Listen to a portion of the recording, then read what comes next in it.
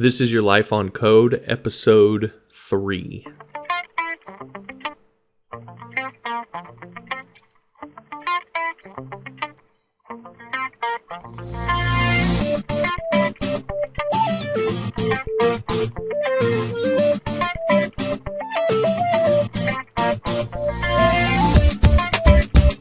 So what's going on? My name's John Morris, and welcome to the This is Your Life on Code podcast. I am your host, John Morris, and this podcast is dedicated to coders and helping you with the things outside of coding. This is a semi-regular podcast that I do to try and help you with the things outside of the technical skill, because there's a lot that's out there that's important to you, that's just outside of click here, do this. So that's what this podcast is dedicated to. If you're not yet, feel free to subscribe in iTunes or subscribe to the RSS feed here on my site at johnmorrisonline.com.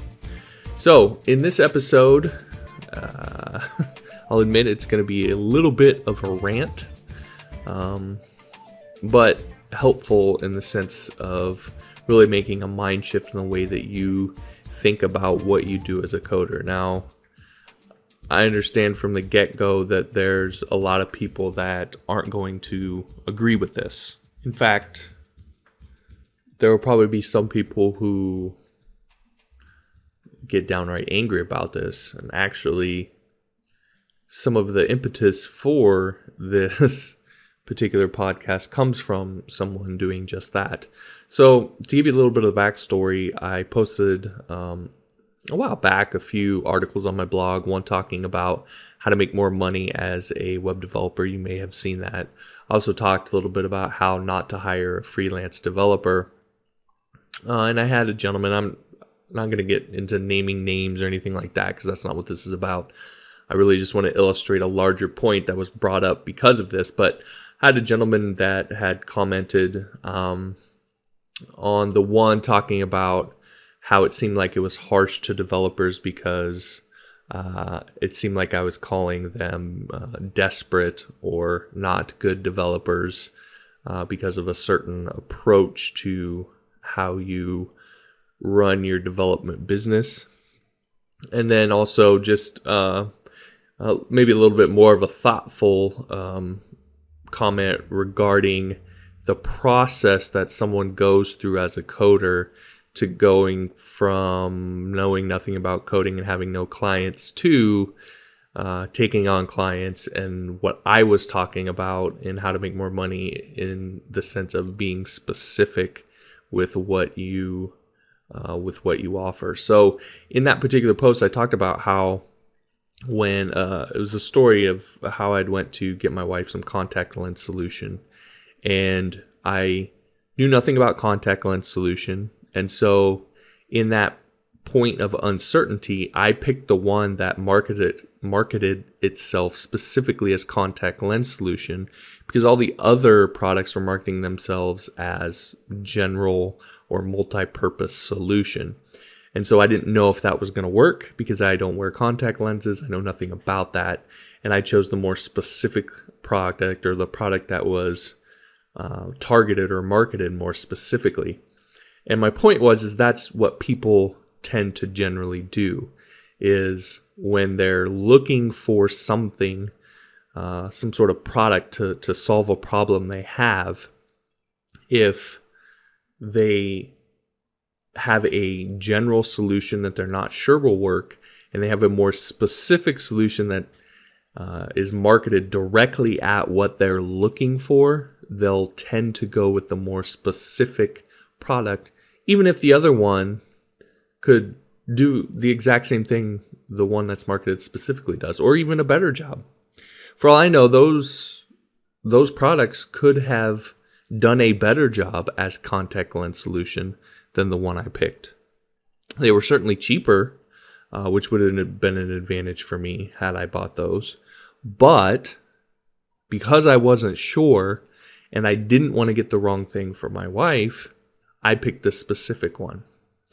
And so what this, I am not sure if it's a gentleman or if it's a female. But what this person had said was that as a developer, you can't always do that because you kind of have to take whatever work you can get. And a lot of times people are looking for someone who knows multiple things and can do multiple things. And as such, you have to market yourself as that in order to get the job. So a couple things here. First off, when it comes to me being harsh on developers, look, I'm a coder just like anybody else.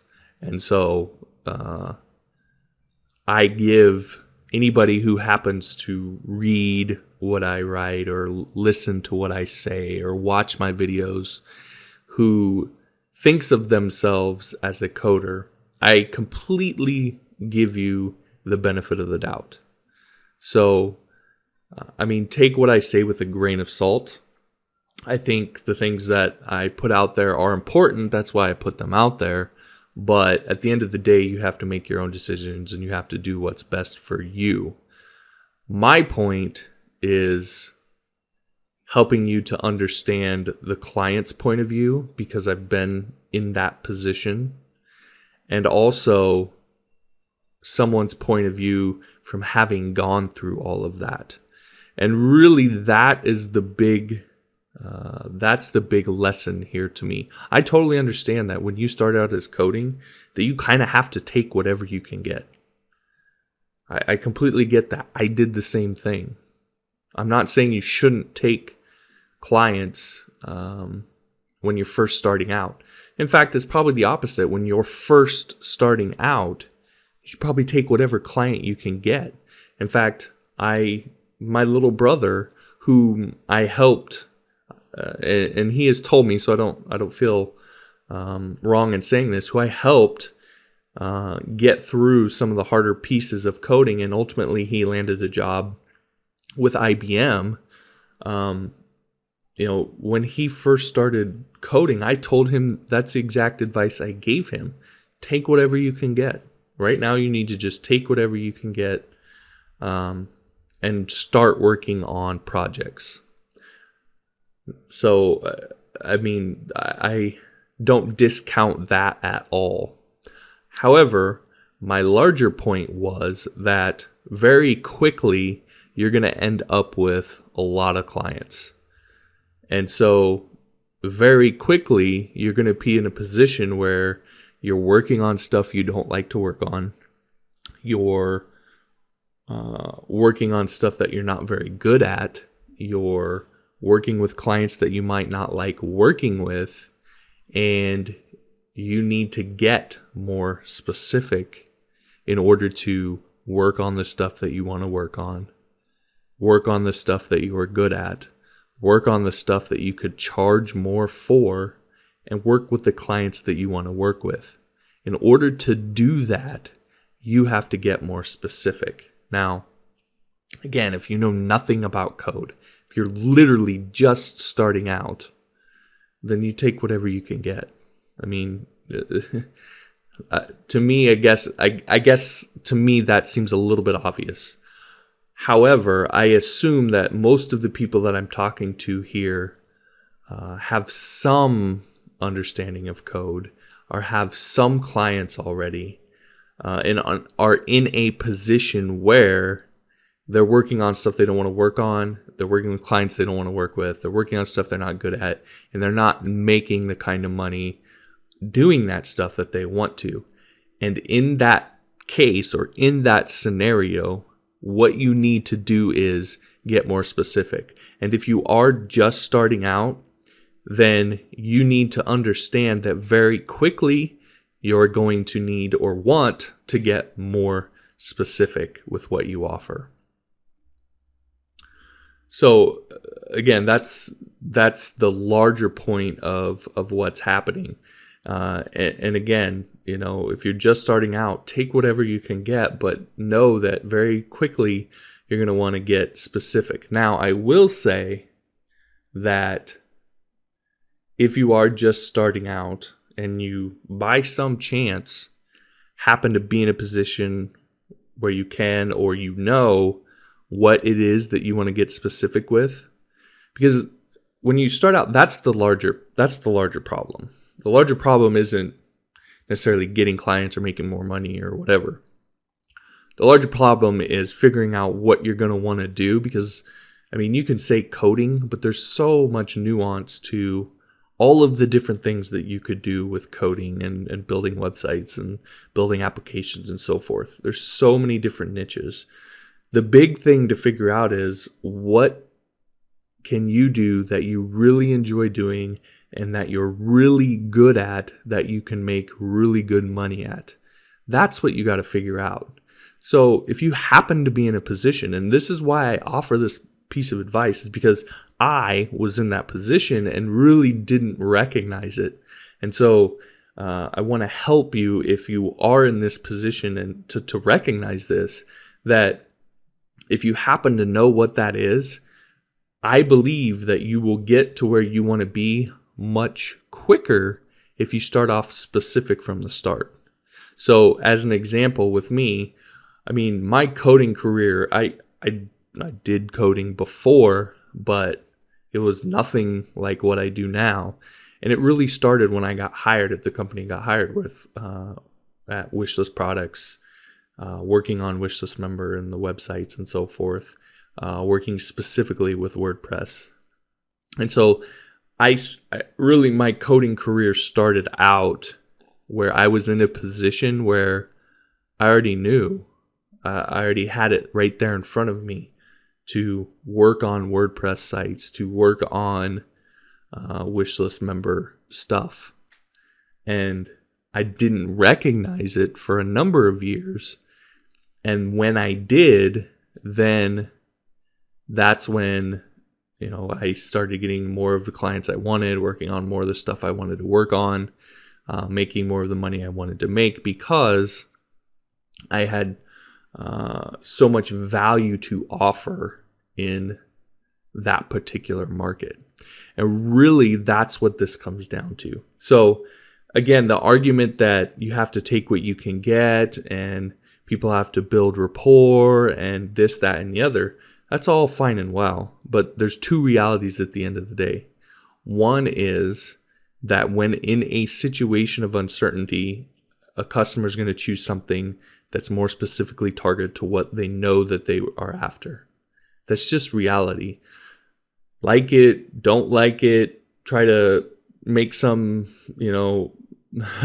mental mumbo jumbo to get around it, avoid it, whatever.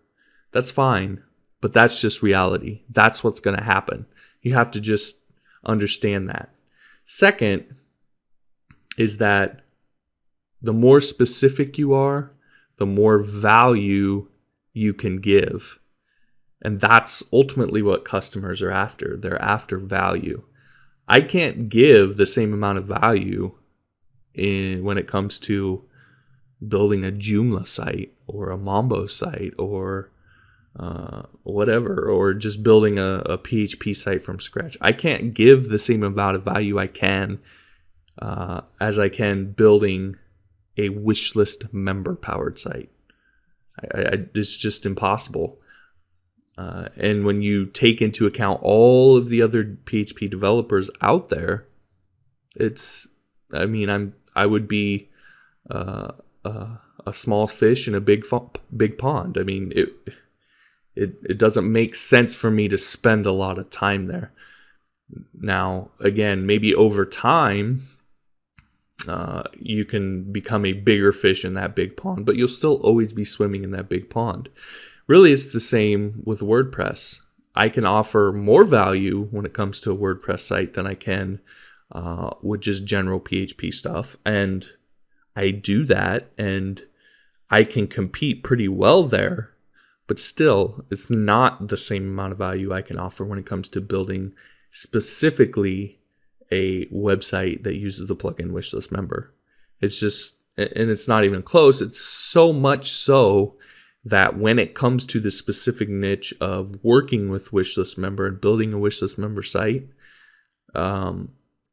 it's almost as if there's no competition. Now, that's not true, but there's no one that I can think of that's as uniquely positioned as I am in that particular niche. And so why in the world would I not focus there? Because for me, that's where I can offer the most value. And that's where I can find the stuff that's directly in line with what I love to do, what I'm really good at, and what I can make the most money at. So why would I go anywhere else? The only reason that I would go outside of that market and do anything else is if that market wasn't large enough to sustain my business. And that is really the only caveat that is out there to what I'm saying about getting specific. Is there is a possibility that as you get more specific, that you will find a market or find a niche that is too small to sustain your business.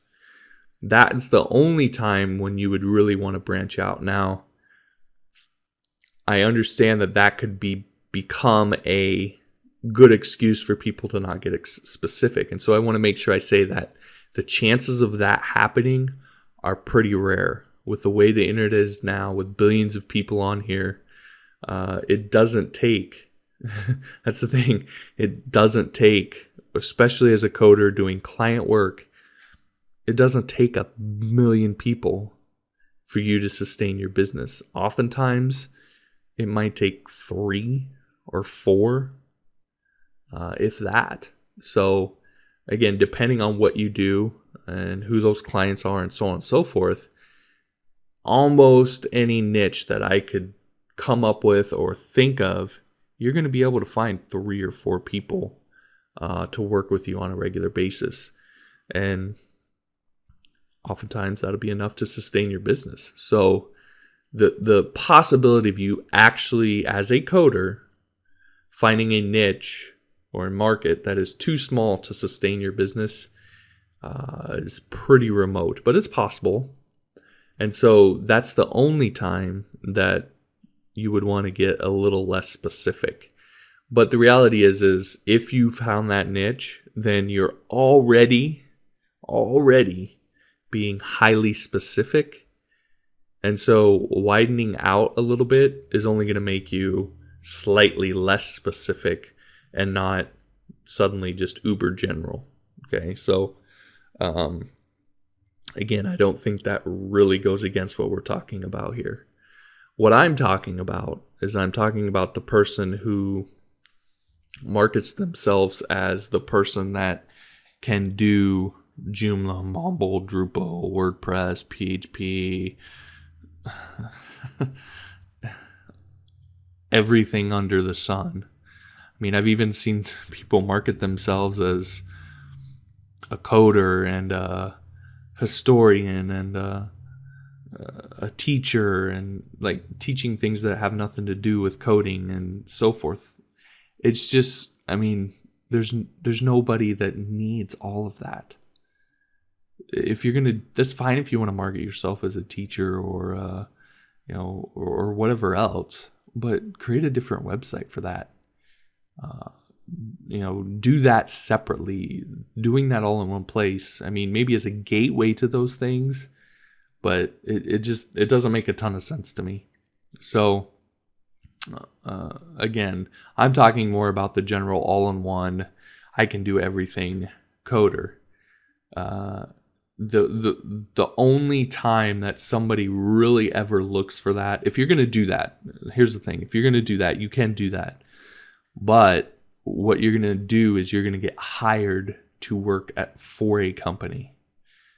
And what I'm talking about here more is doing freelance work. Your business, freelance work, doing one-off projects, or maybe you do ongoing projects for clients where you have work, every few weeks or months or whatever with a client. Doing freelance work, you really need to get specific. Now, if you want to get hired by a company, then having being kind of an all-in-one guy might help you, because a lot of times the people who in that situation need a tech guy who can just handle all of that stuff for them, and so they do need to know everything. But again, that really wasn't the point of the post that I was talking about when I wrote that. So again, if you're looking to get hired by a company and you want to have that particular situation, you need to look and seek out specifically companies that are looking for something like that, and you can find them. But even in that scenario, a lot of times they're not looking for someone who can do, PHP and, whatever, ASP or is a network person and can do networking and so on and so forth. A lot of times they're looking for a PHP developer, or they're looking for JavaScript or whatever. So even in those scenarios, they're looking for specific people. But there are people out there who need a tech guy. You might find it with like internet marketers who build lots of websites and need a tech guy to just kind of be able to do all of that stuff. That's a situation where being an all-around person, would be good. When you're first starting out and you have to take whatever you could get, then yeah, having all of that stuff available to you is helpful in the sense that you have different areas you can go in and bid on different jobs.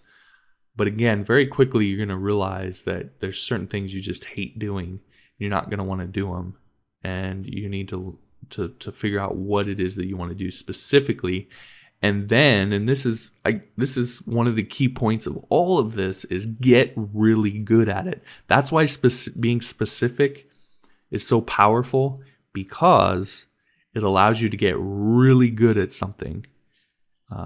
It's really hard to get good at everything, to get so good at everything that you're better than anybody else out there who you might compete with.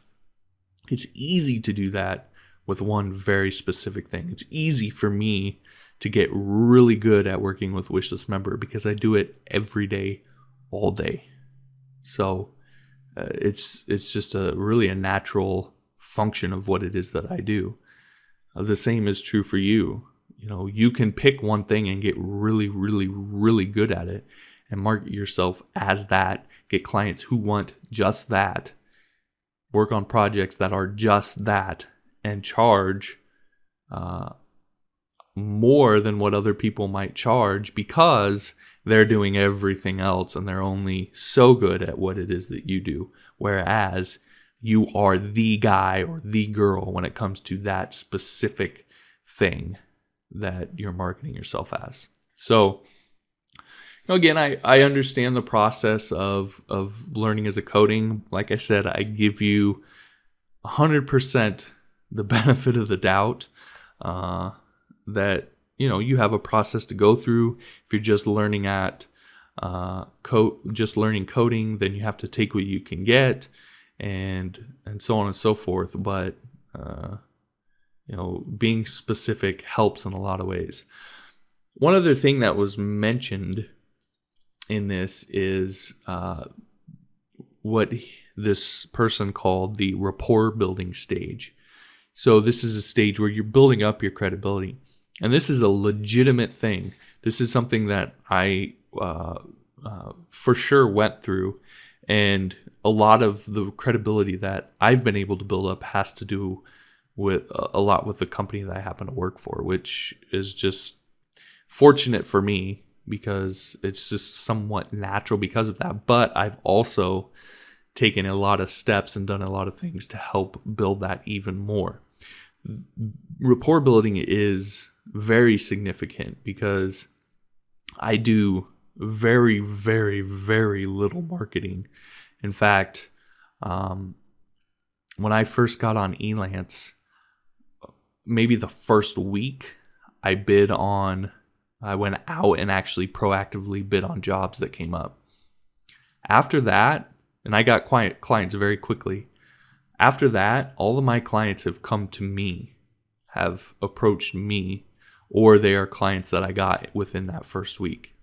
So as it is right now, probably 3/4 of my clients are people that have come to me, approached me, and asked me to help them versus me going out and proactively looking for clients. And so when you build your rapport to a certain level, that's what happens, is you are actually turning down more work in a lot of cases than what you're taking. When I turn my availability on Elance, I'll get 30 or 40 invitations to projects in a day. And I don't take any of them for the most part, maybe one, because I already have plenty of clients. But that's the position you get yourself in. So the rapport building stage, as mentioned, is very important. But the reality is that the more specific you are, the easier it is to build rapport. And in fact, specificity or being specific can actually help you to overcome a lack of rapport, because if you market yourself specifically as something and everybody else is not that specific, it can immediately give you a certain level of credibility, because it demonstrates to the client that you know exactly what they need and can deliver on that. So it can actually overcome that. In fact, in this example I used in that video, when it comes to contact lens solution, there were other brands from companies that I recognized. I knew that company. I knew that brand. However, I didn't know them as a contact lens solution brand, and they were marketing themselves as a multi-purpose solution. And I ended up picking a brand that I knew nothing about. I didn't know that brand from Adam. And I picked that one because it was targeted specifically at what I was after. So rapport building is very important, but it's easier to do if you're specific. And if it can actually help you overcome a lack of rapport. And then once you get that credibility built up and you've built a rapport with the market, you have a portfolio and testimonials and so forth, it just becomes that much more powerful and easier for you to get the clients that are looking for that specific thing. So again, I understand the rapport building part. However, a more focused marketing approach actually works out better, not worse, as was argued by this particular commenter. It works out better, not worse, than for rapport building by being more specific than the other way around. So again, being specific all the way around helps you to make more money and have better clients and work on things that you want to work on, and so on and so forth. It just makes your life as a coder much, much easier.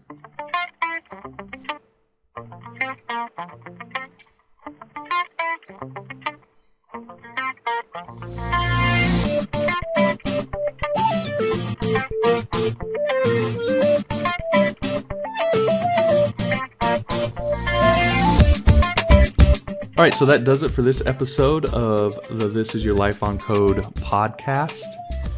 If you'd like to get the show notes, you can head on over to johnmorrisonline.com/podcast. You'll see all the links there for this episode 3. And you can also follow me again over on johnmorrisonline.com. You can also find me at JPMorris on Twitter, facebook.com/johnmorrisonline, and on Google Plus with a bunch of numbers. So you could probably just do a search on Google Plus and find me. Otherwise, it's on my website as well. You can find all that info and connect with me there. If you haven't, head on over to my site and subscribe to my mailing list. When you do, I'm going to send you a series of targeted and specific tutorials that I think are going to help you get through or learn the key things and make the mental jumps that are necessary to really get your head around coding and make it click for you as fast as possible. And of course, over there, I'll explain more. You can see that over on johnmorrisonline.com. So if you haven't yet, head on over there and subscribe there to get access to those specific tutorials. And if you're frustrated with MySQL and you're looking to finally get over the MySQL hump so you can get on with your code and write your applications, head on over to johnmorrisonline.com/MySQL, MySQL, and learn more about my brand new MySQL course that's going to help you do just that. So thanks for listening to this episode. and I'll talk to you next time.